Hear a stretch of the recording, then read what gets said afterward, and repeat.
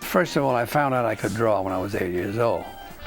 We pooled our talents and formed Hanna-Barbera. Oh, I get it. All we're doing is laughing because we're having such a good time.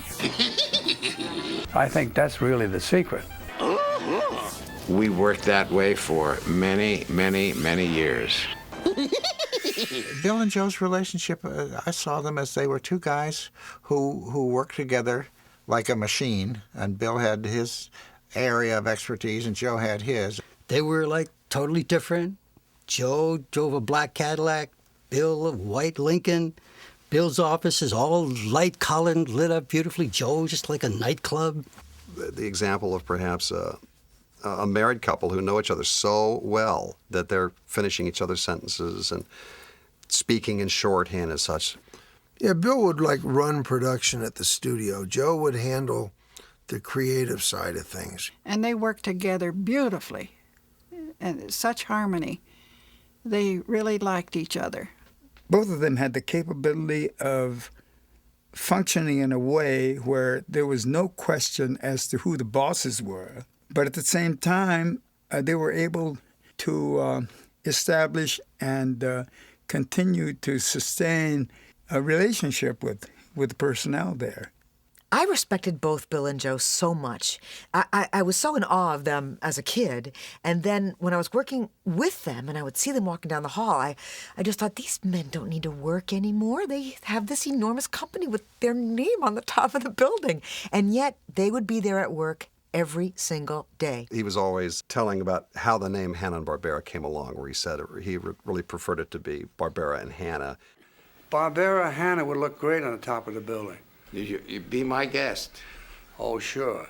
And then at night, he went up to the roof on the building and he'd switch the names around. You know what he used to do? When I left town on a trip, he put the lights out behind my name. Yeah, all that was up there was Hanna. Well, what I did was when they get up on the roof, I had to take the sheet off of my name that he had put on the day before. Joe was, in addition to being the producer and creator of many of the shows, was the head salesman, and he would go to the networks every year and peddle his shows. Well, come right in, sir. It's showtime, showtime, showtime. You ain't nothing but a bash town. Yeah. Joe Barbera was relentless.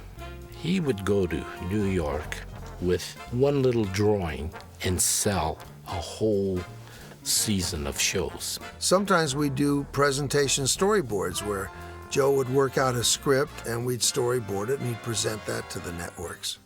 Well, Joe was really the creative head. He ran presentation. Ewo worked under Joe. And we would make drawings and they'd go into Joe for approval. And Joe also had his hand in production, too. Bill, on the other hand, physically ran the studio. Once the show had been sold to the network, then Bill would take over. There was a transition there from creation to production, and it needed to be separate. But yes, Bill ramrodded. He was very good at it, too. This time, we put our foot down. Yay! If a show was ready to ship, or was needed to ship time-wise, and it wasn't done, Mr. Hanna would roll up his sleeves and do whatever it had to be done to get that show shipped on time. He was remarkable. He worked and worked and worked right beside everybody. While live-action production is collaborative to an extent, animation, for me, is much more so. Between the artists, the visualization of a location or the characters, the voice actors, the writers, the director, everyone is working on the material in a way at the same time, and one discipline is influencing another discipline. Bill has set up a system that was so efficient. What you do is you do all the pre-production here. So from script to storyboard to models to color key to style of the background.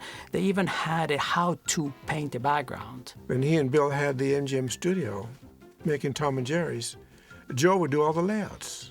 And he did the storyboards too. And Bill, people didn't know that Bill wrote music besides running the production company. These are very talented guys.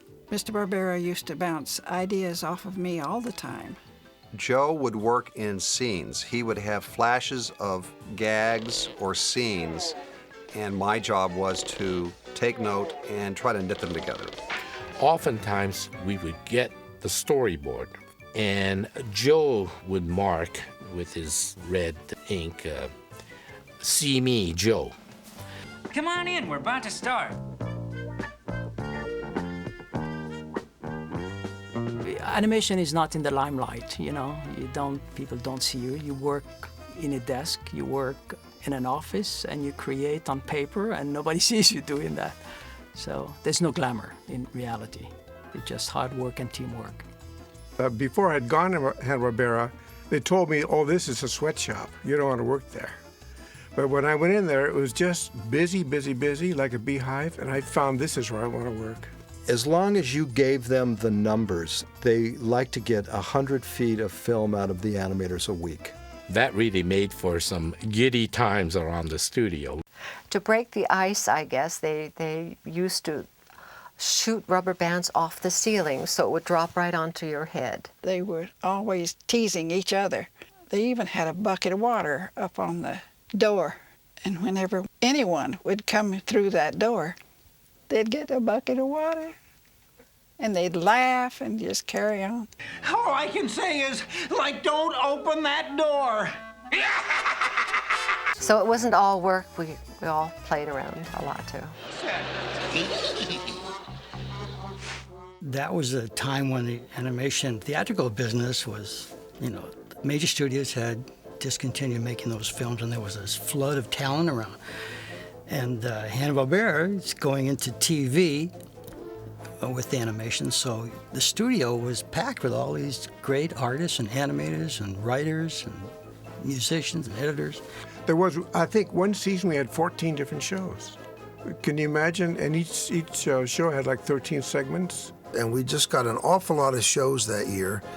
And we went from doing 1,200 feet a week the previous year, all of a sudden we had to produce 5,000, maybe 200 feet a week.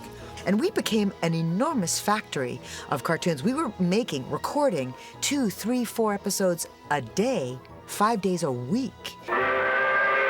We had a true assembly line in the studio. And that's how we were able to get so many cartoons out so fast.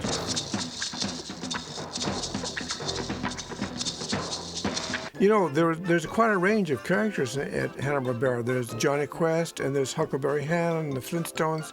That's quite a range of style. Not all artists could cover those bases. So we would hire people who would specialize in either funny or adventure style.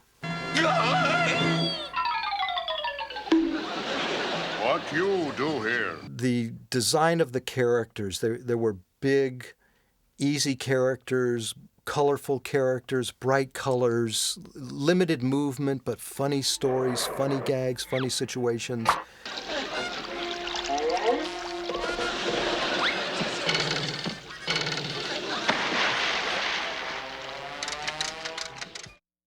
Get it down on paper, make it funny, and people will watch it. So each show had a lot of designs to be done. And not only single drawings, but turnarounds and action poses. So it kept us all really busy. Model sheets are for the animators to look at so they know what the character looks like from all sides. They do a turnaround on the characters and all the props that the story needs, and model sheets are all cleaned up with a nice line. When I was doing layouts, I never drew a character without the model sheet in my hand. I never relied on my memory, because if you do that too often, the character won't look like the character. It'll look like your version of the character. Well, usually we would start with just trying to design the characters, what they're going to look like. And, whenever I would design or create a character, I tend to do overweight characters like myself. But one time Joe said to me, he was leaving the cubicle, he said, "Hey, stop making all the characters fat like you." The first character that I'm aware of having designed for Hanna-Barbera was on the Flintstones. A character called the Great Gazoo, who was a character from outer space. The next major one was on the Jetsons, and it was the dog, Astro. Those are the two that were probably the major early character designs that I created for Hanna-Barbera. Follow me! me! There's another warlock on the loose. The writing was all done on storyboards. There wasn't anyone there who just typed out scripts. We didn't even go like to an outline stage. My first assignment when I showed up was to report to Mr. Barbera's office and for us to figure out what the pilot episode of The Jetsons would be, bringing it back into syndication. The logos were my designs. I am proud to say, for instance, I designed the signature logo of Hanna-Barbera. That was based on Joe's and Bill's signatures. Now, prior to this signature logo, we had a star logo, but that was not really the official logo. They wanted to see the word Hanna-Barbera more predominant. I got a great idea, Scoob. You go first, and I'll be right behind you. Ewo and myself and another fellow named Jack Huber, we were a layout team. They used to have teams of 3 people per episode. So we'd each do an act. It would be like 3 acts for the half-hour show. As a layout artist, initially we do the blueprinting of the film. We do a lot of the planning for the animators, like camera moves and where you would truck in and pan and scene cuts. And then, of course, set up the characters in poses and make sure it's on model. At Hanna-Barbera, we did the inking with a brush and ink instead of with a pen and ink, and a stylus to hold down the cell. And we wore a glove on one hand, but the fingers were cut out because that's where you held the brush. We would get the drawing, put it on a board, put a piece of cell on top of it, and then ink every drawing. And then from there on, it went over to the paint department. Bill Hanna and his father made a lot of the ink and paint desks. All the ink and paint girls had desks, I think, that Bill Hanna and his father made. Bill was very talented. He's actually quite a musician himself, a singer as well, and he composed. Kids, I'd like you to meet my pianist and arranger. He's the best in the business. Bill would just kind of give Hoyt just a couple little lines like Flintstone, here's Flintstone. Flintstones, meet the Flintstones. They're the modern Stone Age family. You'd be toiling away on this show, and lo and behold, a lyric would appear on your desk, and you'd get a little phone call from Bill saying, "Yeah, I worked on this lyric, and I kind of have this idea for the melody. You might want to consider this for your show." It was great. Scooby! Shaggy! What is it? It's the film. He was after the music. I don't get it. What's so important about this song? When I was a kid, and the minute I heard that music come on, I'd come like a lightning bolt to the TV set and I'd be glued to it. You hear that theme song, you perk up and you come running to catch the show. And I think Hanna-Barbera cartoons had that hallmark. When you think about the Jetsons' main title, or Johnny Quest's main title, or the Flintstones, or Yogi Bear, those main title songs were catchy, and they brought you running. I hope we're not too late for the recording session. Well, I call it the golden age of voiceovers for animation, because those people who in the 40s and 50s and even 60s were doing a lot were now getting on, but we had them for this last decade, and we had Mel Blanc, who was, extraordinary. We had Frank Welker. Hey, look at this. And we had Casey Kasem. Like you can say that again. And we had, B.J. Ward. I think we've stumbled onto a mystery. And we had Don Messick. And boy, oh boy, oh boy, oh boy. A lot of my voice heroes. And this was the first studio that ever hired a full-time voice director. Voice acting is a very exacting, very precise, and demanding skill. The greatest actors in the world do voiceover. They really are extraordinary interpreters of the written word, and they turn your ears into eyes. I loved it when the voiceover actors would come in, especially Jonathan Winters. He was so funny. When I first met Dawes Butler and he did the voice of Huckleberry Hound for me, I burst into tears because there was one of my heroes speaking to me. Of course, everyone, I'm sure that they've heard the story about Frank Welker falling off his stool. Put his legs inside the stool and started getting very animated and tipped over, could not get his feet out from under him, and just crashed down.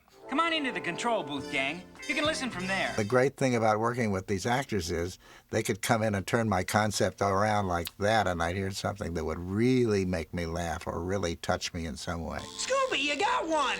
I know. So it's a good idea to have a concept, but also a good idea to be willing to give it up. One day, apparently, Joe had Scatman Crothers in to perform some other voice work, and just on a whim, threw a test series of lines of Hong Kong Phooey. And we just flipped. We thought that was the funniest thing, and it was a great way to go.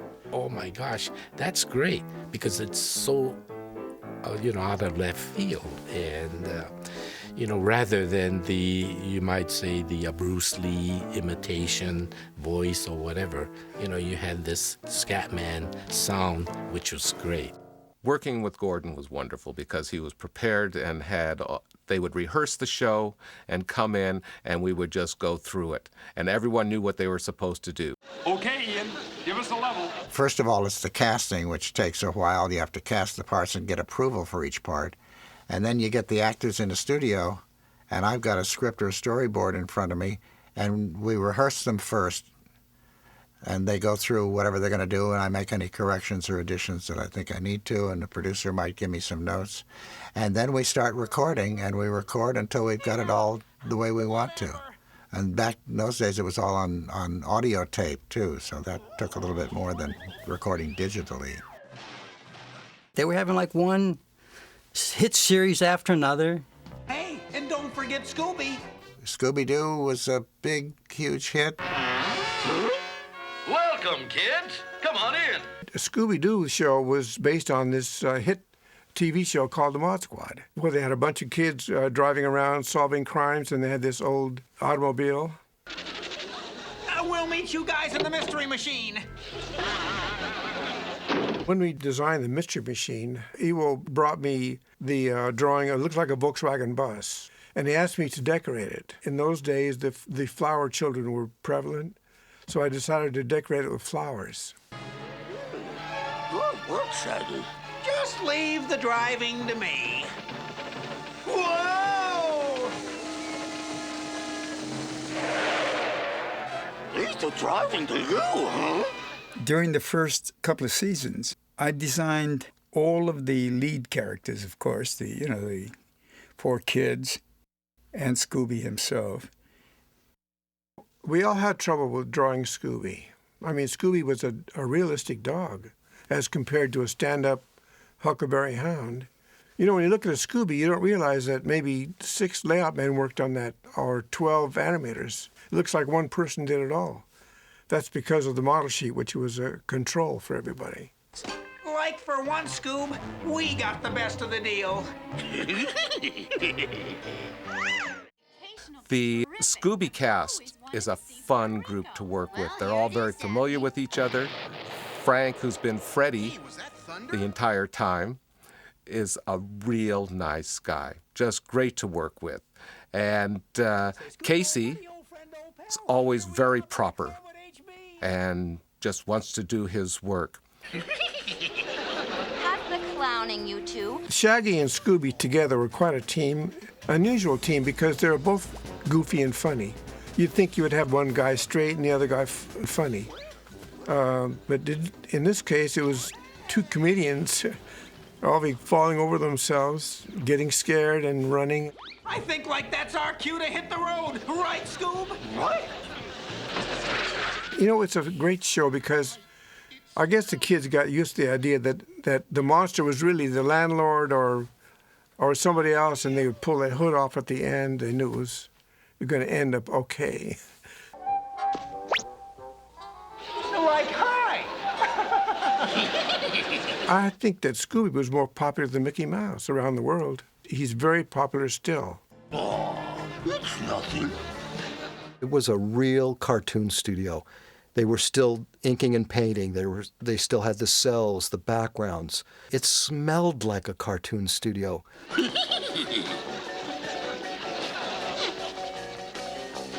Huh? Isn't that delicious? delicious. For me, it was pure fun. It was also putting out a product that I always felt did some good in the world. And it was more laughs than I ever hoped to have in my whole life. Oh! I have always enjoyed what I have done. I have had fun all of my life working.